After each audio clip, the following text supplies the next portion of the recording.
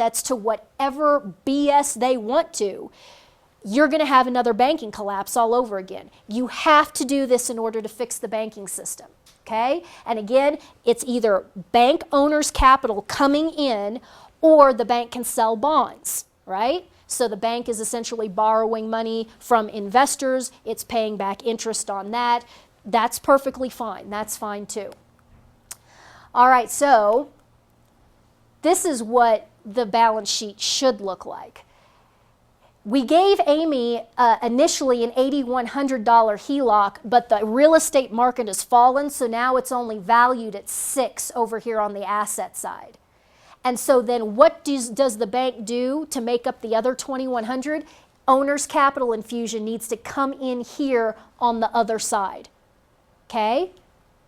And then that's your $2,100 in cash, bank owner cash right there. That balances, that's correct, and that's healthy. But that's not what the banking industry does. This is good banking. There are only a relative handful of banks in the United States doing business like this. Most are small, privately held, rural banks. You know, that are some guy who's in his 60s, 70s, or 80s, who has a brain in his head, who's running his bank properly, who doesn't make bad loans, and when he does, there's always dollar for dollar, more than enough bank capital coming in on the other side so that if there is a default, nobody's at risk. The money is always there. There are only 300 and some odd banks with a perfect Texas ratio score, which is basically what that means. Not only that, but the FDIC and the bank inspectors come into those little banks that are doing business properly, and they write them up and they browbeat them. Why? What do they write them up and browbeat them for?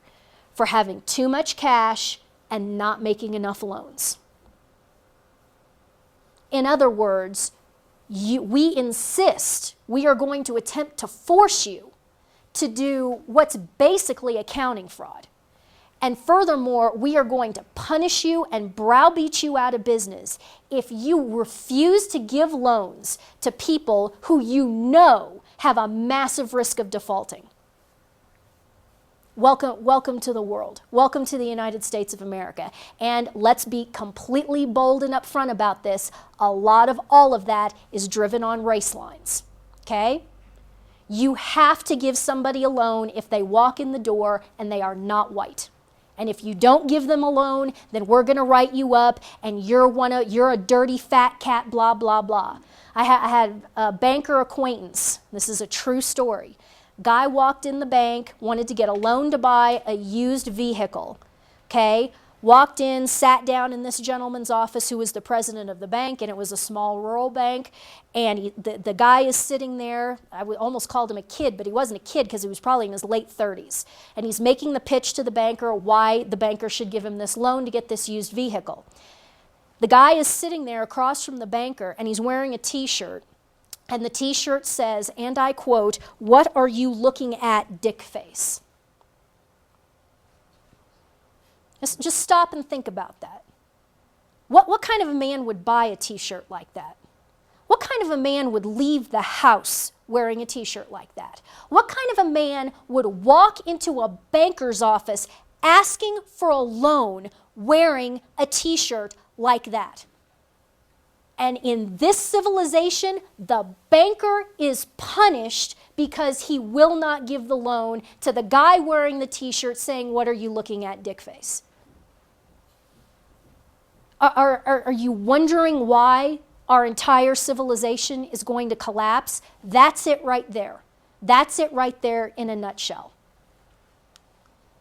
So the way this balance sheet should look is, or excuse me, I just showed you what it should look like. This is the reality. This is the disgusting reality. They leave Amy's HELOC on their asset side at $8,100, valued it at full price, even though the real estate market has collapsed. It's only worth $6,000. This balance sheet does not balance. In fact, this is a crime. This is accounting fraud. Failure to mark Amy's HELOC to the market is accounting fraud, but this is legalized. It's not just legalized, it is encouraged, it is mandated, it is forced by the government.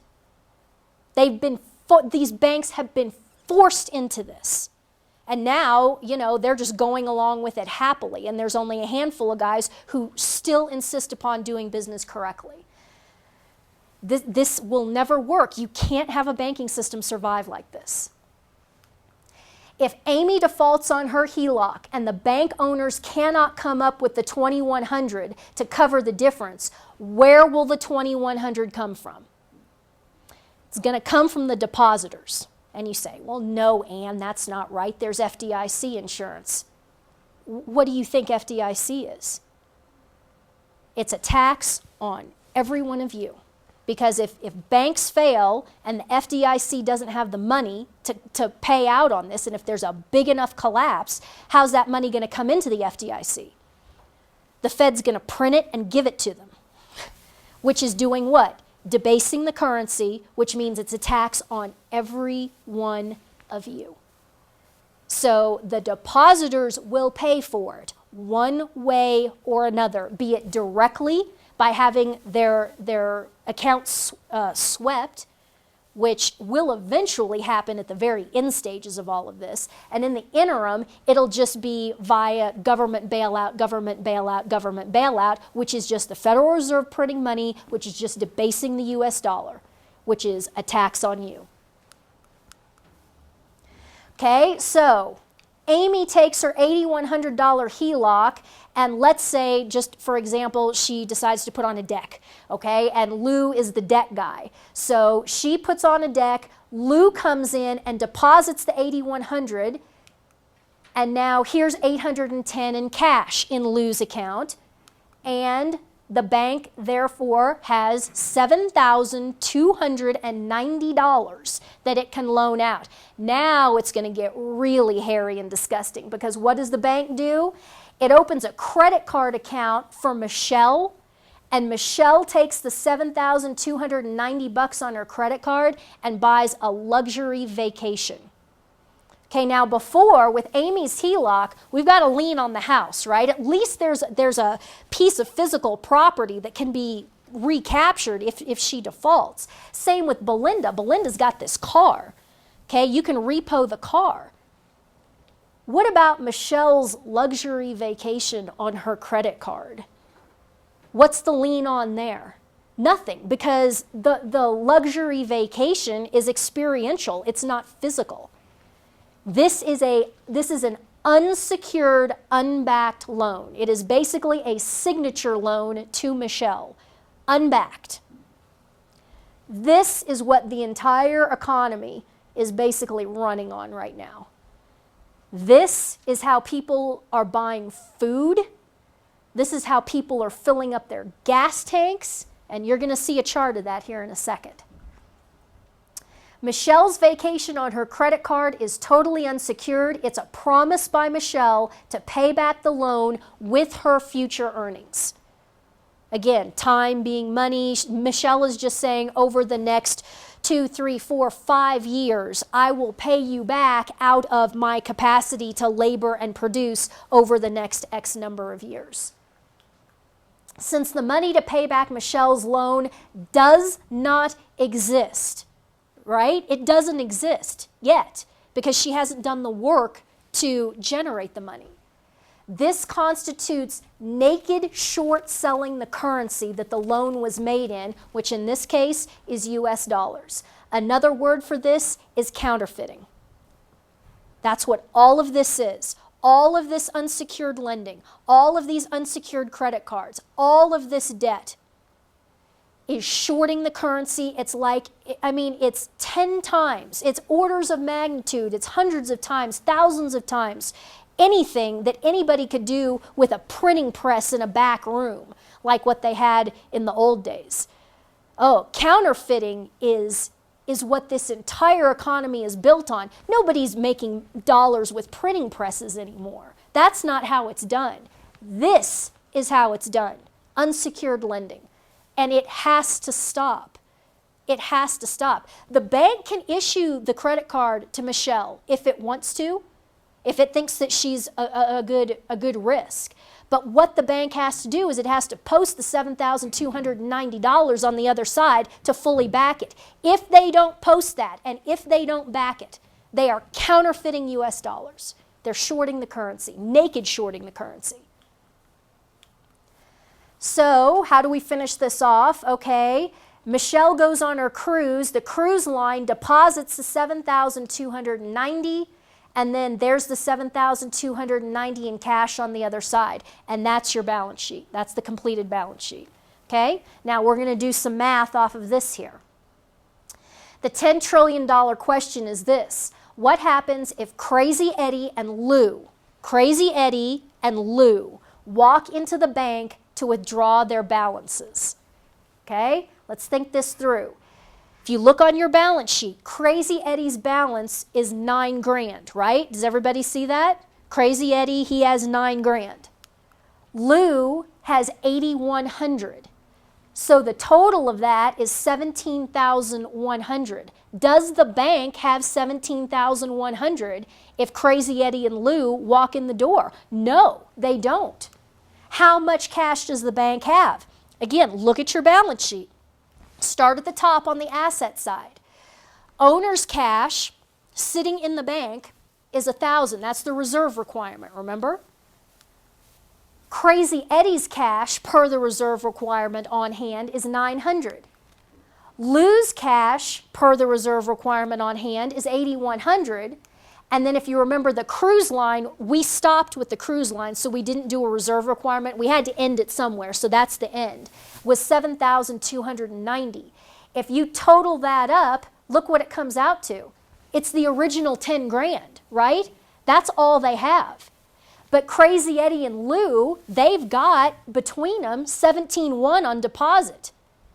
What happens? What is going to happen if Crazy Eddie and Lou walk in and say, give me my money? Where are they going to get the shortfall of $7,100? Well, they could sell Belinda's car loan into the secondary market. That would be possible, so they could do it that way. Could they sell Amy's HELOC? No. Why can't they sell Amy's HELOC? Because it's underwater. It would be a $2,100 loss if they try to sell that HELOC into the secondary market. They're only going to get $6,000 for it because that's all it's worth in the market if you execute on it today. But they've got it booked at $8,100. So not only can they not sell Amy's HELOC, they would be $2,100 even worse off if they did, because they'd have to recognize that on their balance sheet if they moved it, you see? So they can't touch Amy's HELOC. They can't sell that. And then what? Are you going to sell Michelle's loan? Are you going to sell Michelle's credit card into the secondary market? Yeah, good luck with that. Completely non-collateralized. There's nothing against it. You think you're going to get $7,290 from Michelle's credit? No. So really the only thing that is maybe even possible is Belinda's car loan. Now, what if I told you that the 2008 TARP bill set all reserve requirements in the United States at 0? We've been using a 10% reserve requirement. The 2008 TARP bill lowered all reserve requirements to 0. In the name of what? In the name of boosting liquidity and stimulus. Oh, we got to get these banks more liquid. We got to get them, issuing these loans to stimulate the economy. Boys and girls, to say it's a house of cards is like a steel cage compared to the United States banking system.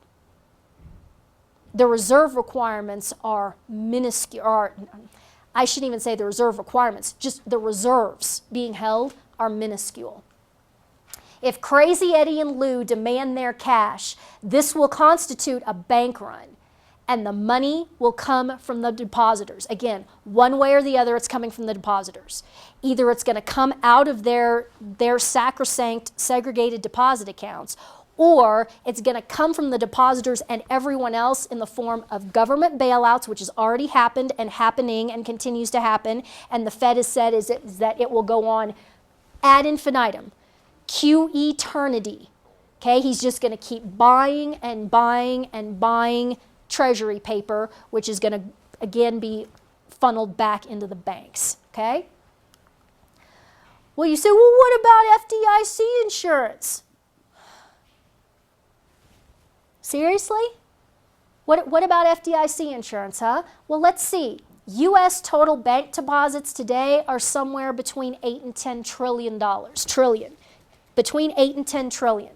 How much cash on hand do you think the FDIC has? Well, let's think. 8 to 10 trillion in deposits, and the FDIC has those plaques on every teller station, every drive-up little suction tube station. There's that plaque that says all deposits up to $250,000 backed by the full faith and credit of the United States government. If we've got between 8 and 10 trillion in deposits, how much do you think that the FDIC has on hand? Try 11 billion.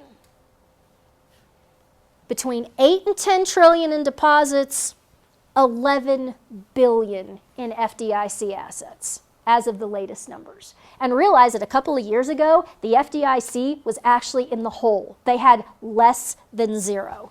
What they had to do in 2009, is they had to collect 3 years worth of premiums in advance because they were completely insolvent and in the hole. And in order to get themselves to the point where they had any money at all, they had to collect 3 years of premiums from the banks in advance.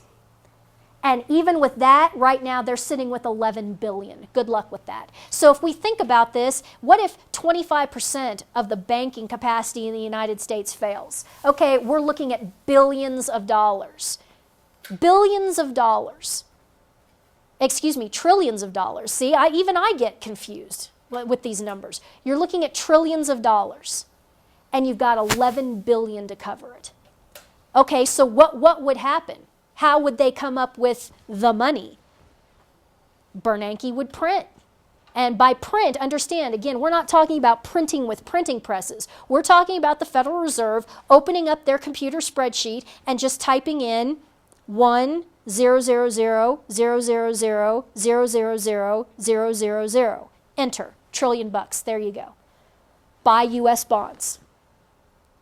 And then it goes to the banks.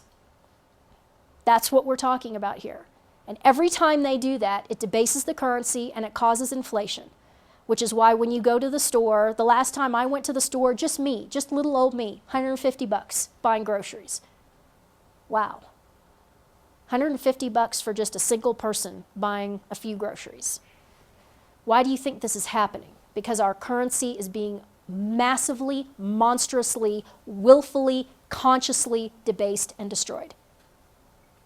The Obama regime has so far debased the currency by, what, $6 trillion? 6 trillion? Yeah. In a $15.5 trillion GDP kind of an economy, you've debased the currency by flirting with half the GDP. You think there's no consequences for this? You think this can just go on and on and on and on? No. In fact, the damage is so profound and so far along that critical mass has been reached and we can't walk it back. There's nothing that can be done now to walk this back. When the banking system collapses, you will pay for it one way or another. The Federal Reserve will print their way out of it, thus debasing the currency, thus causing hyperinflation, thus robbing buying power from every person holding U.S. dollars. And there will be hell to pay. The moral: moving to a sound bank is not a complete solution. You will still be exposed to hyperinflation risk if holding wealth denominated in U.S. dollars. So you can't just say, well, I'm going to find one of those really good little rural banks with the really awesome bank president who understands all this.